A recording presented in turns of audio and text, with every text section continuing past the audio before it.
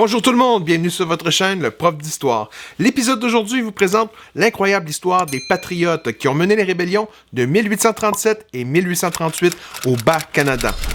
Quelles sont les causes de ce conflit qui ont poussé la population canadienne à lutter contre la plus puissante armée de cette époque, l'armée britannique?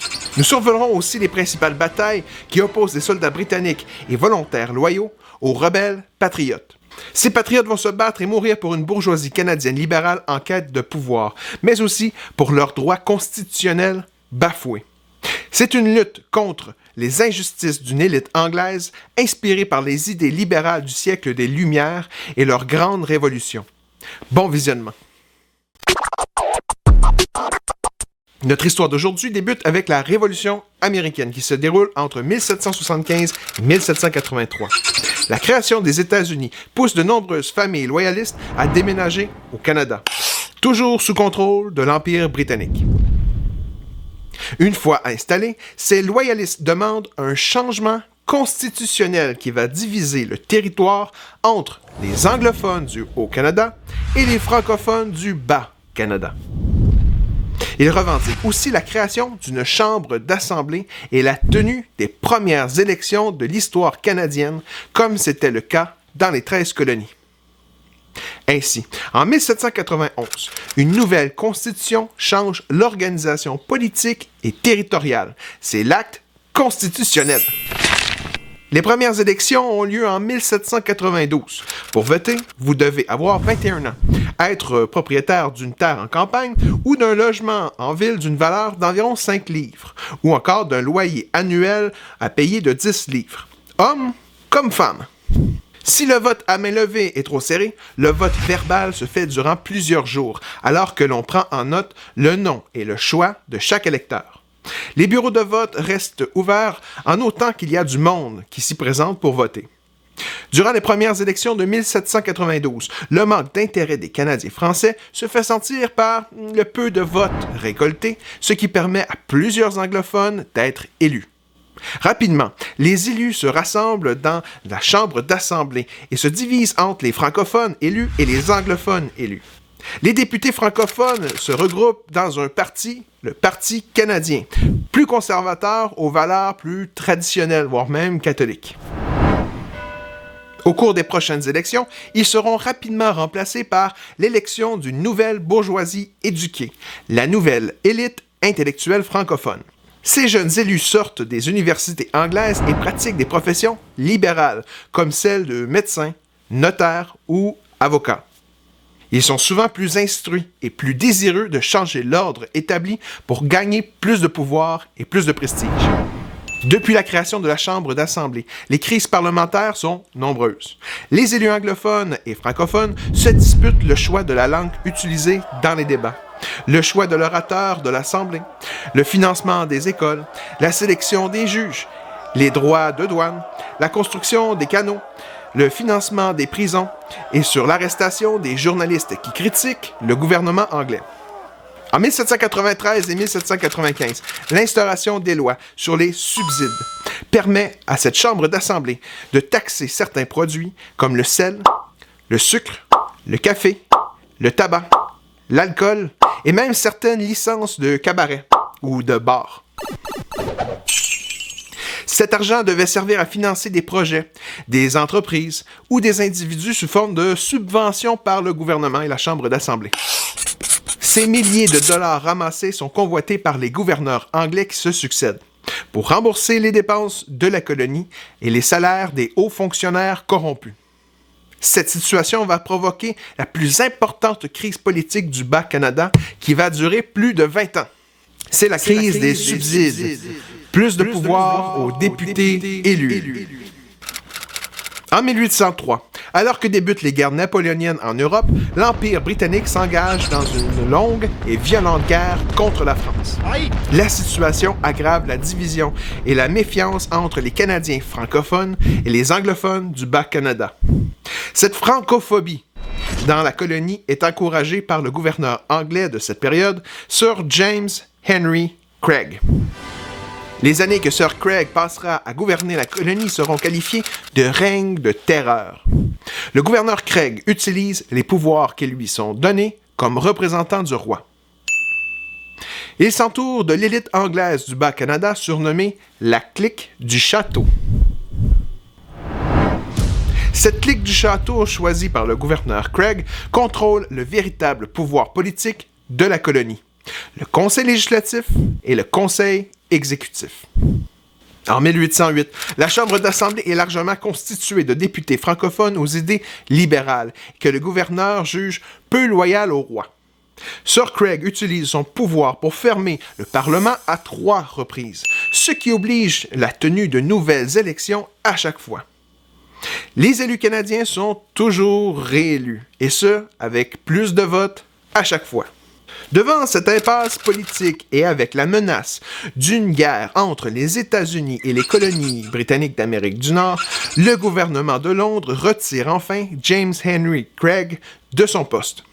La coopération de l'élite canadienne et de la population pour défendre la colonie est essentielle pour gagner cette guerre qui va durer de 1812 à 1815.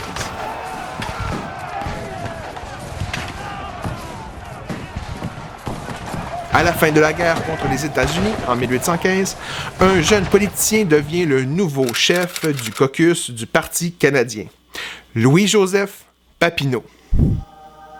Excellent orateur et doté d'une intelligence exceptionnelle, cet avocat de formation est considéré comme l'un des meilleurs politiciens de son époque. Il va poursuivre la défense des valeurs et des droits des Canadiens à la Chambre d'Assemblée. Il poursuit aussi la crise des subsides contre les gouverneurs qui se succèdent au Bas-Canada. Alors que la dette de la colonie dépasse les 19 000 livres, les taxes des subsides de la Chambre d'Assemblée ont accumulé, elles, plus de 140 000 livres. Pour rembourser les dépenses des guerres contre la France de Napoléon Bonaparte, puis celles contre les États-Unis, l'Empire britannique n'a plus les moyens d'entretenir les colonies. Pour empêcher les gouverneurs britanniques du Bas-Canada à voler l'argent des subsides de la Chambre d'Assemblée, Louis-Joseph Papineau et le Parti canadien paralysent le gouvernement. La plupart des lois ne sont plus votées, proposées ou appliquées. Rien ne bouge. En 1822, pour tenter de réduire le pouvoir du Parti canadien, un projet de loi est proposé par des marchands britanniques afin d'unir le Haut et le Bas-Canada, ainsi que leurs députés. Pour éviter de perdre leur pouvoir de député, Papineau et John Nelson voyagent jusqu'à Londres pour faire abandonner ce projet, ce qui va fonctionner. De retour au Bas-Canada, ils sont fêtés comme de vrais héros de la nation, défenseurs de la population et des valeurs. Le peuple canadien crie « Vive Papineau !»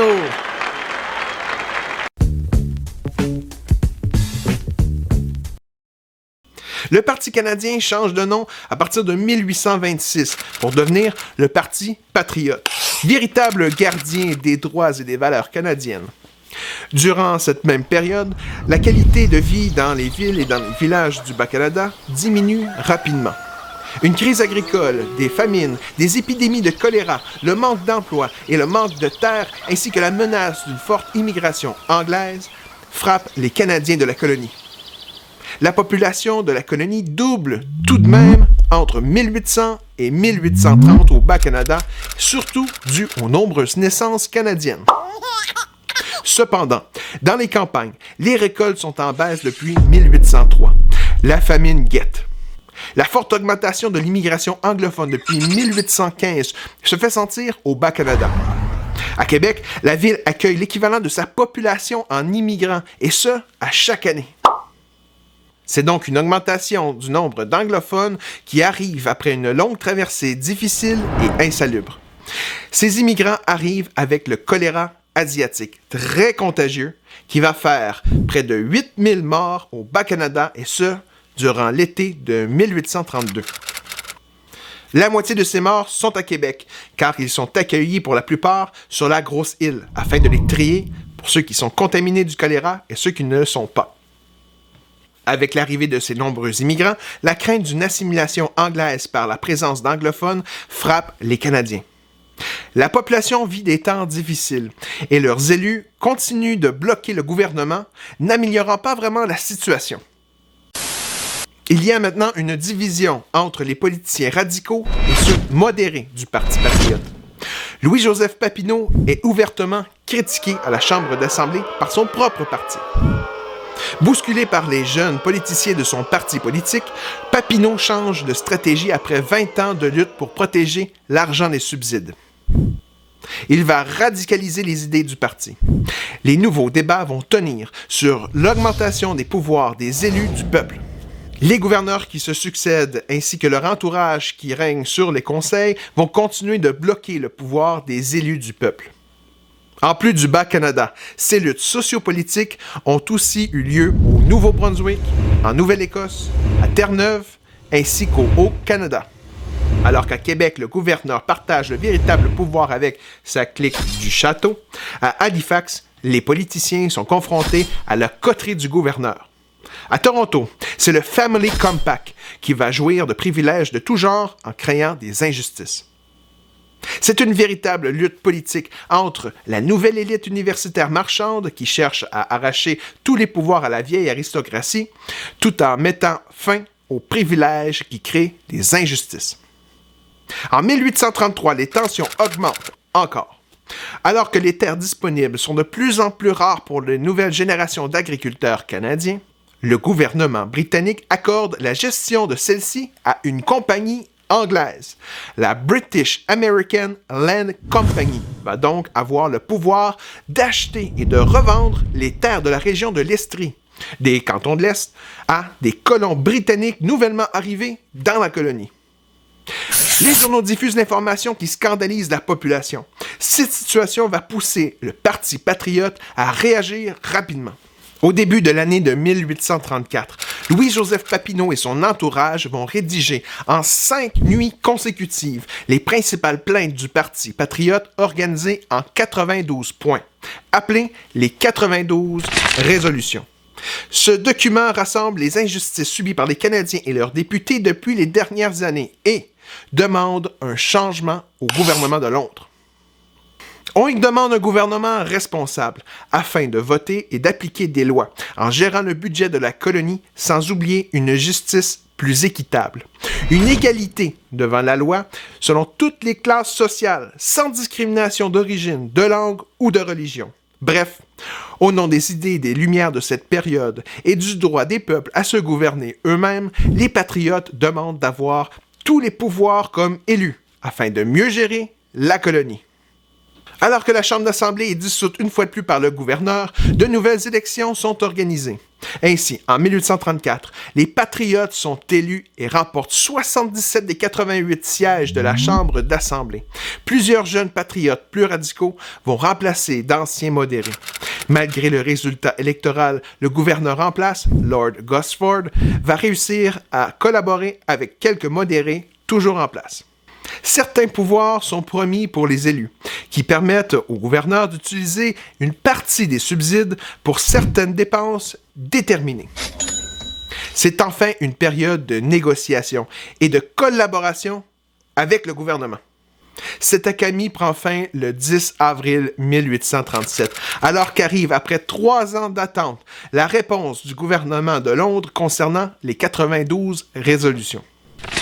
Le 5 mars de la même année, le ministre de l'Intérieur John Russell répond par 10 résolutions qui rejettent l'ensemble des 92 résolutions des Patriotes.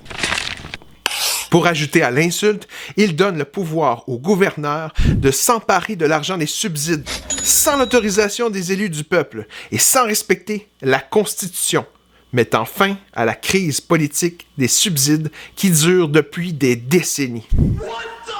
Russell affirme que les membres des conseils législatifs et exécutifs vont continuer d'être choisis par le gouverneur en poste. Bref, ça reste pareil. De plus, la British American Land Company conserve son monopole des ventes des terres aux immigrants britanniques. Ces 10 résolutions Russell sont votées au Parlement de Westminster, à Londres, par 296 voix contre seulement 46. C'est une véritable catastrophe politique pour les Canadiens et leurs élus. En plus de n'avoir eu aucun gain politique, ils ont perdu le droit de gérer les subsides, ces taxes qu'ils avaient comme contrôle et comme négociation avec le gouverneur en poste.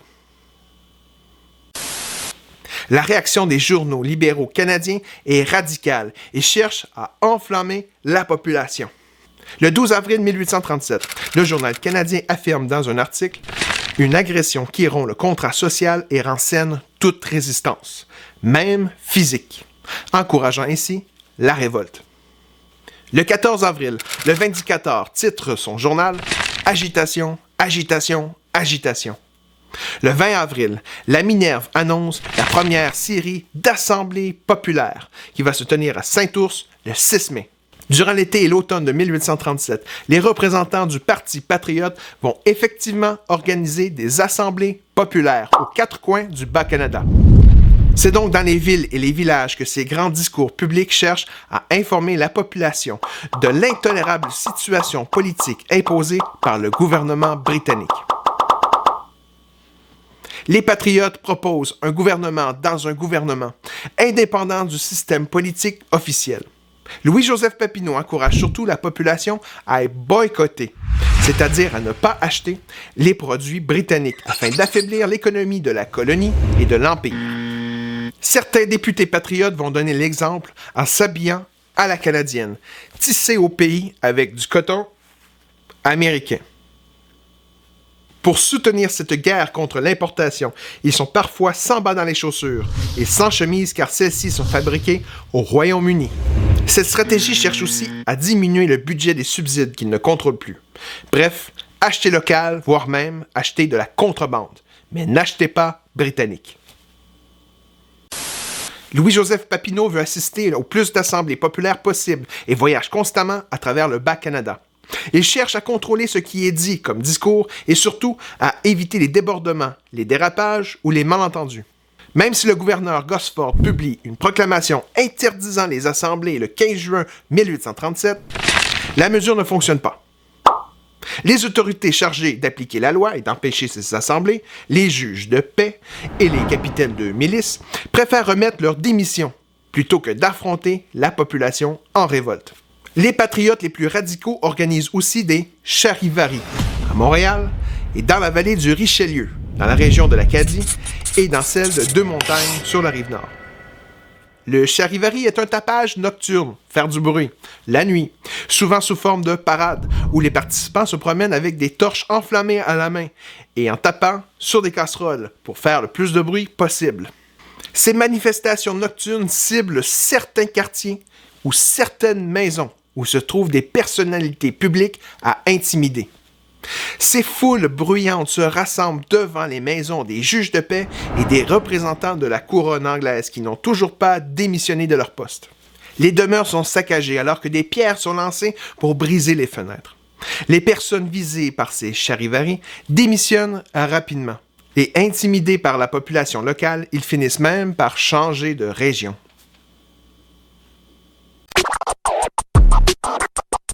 Le 23 octobre 1837, la plus grosse assemblée populaire des patriotes a lieu à Saint-Charles. Elle se déroule sur 2 jours et est présidée par le patriote radical, le docteur Wilfred Nelson. Cette assemblée rassemble des délégations de 6 comtés de la rive sud de Montréal, soit Richelieu, Saint-Hyacinthe, Rouville, Chambly, Verchères et l'Acadie. Des milliers de manifestants y assistent avec des banderoles et des drapeaux tricolores, verts, blancs et rouges, censés représenter les patriotes. 13 députés patriotes sont présents à l'Assemblée des 6 comtés et prononcent plusieurs discours enflammés devant une foule de 5 à 6 000 personnes. Louis-Joseph Papineau est présent et essaie de modérer les plus radicaux pour éviter un conflit armé contre le puissant empire britannique. C'est alors que le président de l'Assemblée, Wilfred Nelson, prend la parole devant la foule avec ces quelques mots, peut-être même sous l'influence de l'alcool. « Eh bien, moi, je diverge d'opinion avec M. Papineau, et je crois que le temps est venu de fondre les plats d'étain pour en faire des balles. » Selon l'historien Laurent-Olivier David, dorénavant, les patriotes ne sont plus membres d'un parti politique, mais s'étendent à tous ceux qui vont entreprendre une lutte armée. Au même moment, des milliers de loyaux envers le roi et l'Empire britannique se rassemblent à Montréal, au marché Sainte-Anne. Le président de cette assemblée est le puissant loyaliste Peter McGill, président de la Banque de Montréal, accompagné par son vice-président John Molson Jr., président de la brasserie Molson et de la première compagnie de chemin de fer au Canada, St. Lawrence and Champlain Railroad. Ces derniers protestent publiquement contre les demandes et les agissements des patriotes. Pour protéger les loyalistes du Bas-Canada et les mouvements anti-patriotes, ils vont diriger la Constitutional Association. Ils vont organiser plusieurs autres assemblées populaires pour s'opposer à celles des patriotes, surtout dans les régions des cantons de l'Est, de Québec et de Montréal. Ils cherchent à y regrouper les véritables Anglais, selon eux. Leurs membres seront principalement l'élite anglaise qui cherche à conserver, bien sûr, ses privilèges. Dans les campagnes, il y a les seigneurs français, qui sont bien sûr favorisés par le système monarchique, et les puissants marchands et bourgeois britanniques, les hauts fonctionnaires de la clique du château et le clergé de l'Église catholique qui conserve bien sûr son pouvoir et veut collaborer avec le gouvernement. L'évêque de Montréal s'oppose d'ailleurs lui aussi au mouvement patriote et rappelle aux croyants l'obéissance due aux puissances et que toute révolution populaire est une œuvre sanglante, comme le prouve l'expérience. Bref, les membres de la Constitutional Association ont tous des intérêts à garder leurs bénéfices et leurs privilèges grâce aux liens coloniaux et aux tarifs préférentiels avec la Grande-Bretagne. Cette association antipatriote attire aussi les loyalistes les plus radicaux. C'est notamment le cas du Doric Club, fondé en 1836, qui regroupe les 400 membres du British Rifle Corps, dissous la même année. Les membres de ces clubs sont des anglophones radicaux qui se sont armés de fusils pour devenir une organisation paramilitaire. Ces volontaires vont s'organiser comme une milice qui sera incorporée à l'armée régulière par le gouverneur Gosford pour faire de la répression dans la population qui est suspectée d'être partisane des patriotes. En opposition, le 5 septembre 1837, les jeunes patriotes, plus radicaux, joignent l'organisation des Fils de la Liberté. Ils s'inspirent de celle des Sons of Liberty, fondée par les rebelles américains durant la Révolution américaine. Les jeunes membres des Fils de la Liberté vont s'armer, eux aussi, pour protéger les patriotes et leurs partisans, formant des milices paramilitaires avec les volontaires. La présence des groupes patriotes plus radicaux, comme celui des Fils de la Liberté, vont justifier des arrestations préventives afin d'éviter des rébellions armées. Le 6 novembre, le procureur général lance des mandats d'arrestation contre les chefs du Parti patriote ayant participé à l'Assemblée des 6 comtés. Selon les autorités, ces chefs auraient alors encouragé la population à la violence. On fait peut-être ici référence au discours de Nelson.